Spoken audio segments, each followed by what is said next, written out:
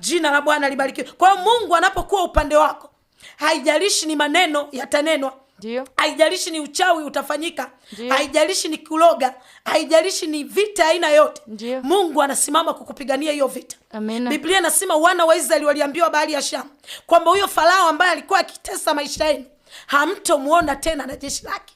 Biblia inasema Mungu akafadhaisha jeshi la Farao, akalifikia kwenye vilindi vya bahari.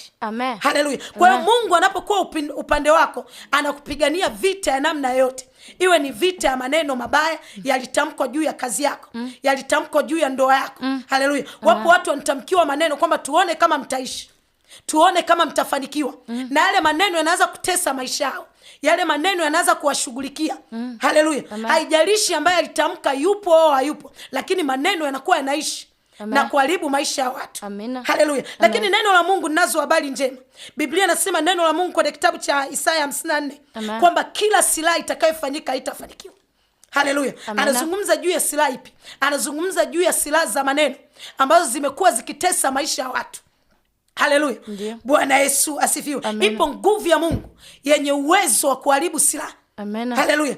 Unajikuta mahali ulipo ni kwa sababu ya maneno ambayo umetamkiwa. Aina ya maisha unayoishi ni kwa sababu ya maneno ambayo ulitamkiwa. Haleluya. Na hujajua jinsi silaha za kivita zinavyofanya vita juu ya maisha ya mtu. Haleluya.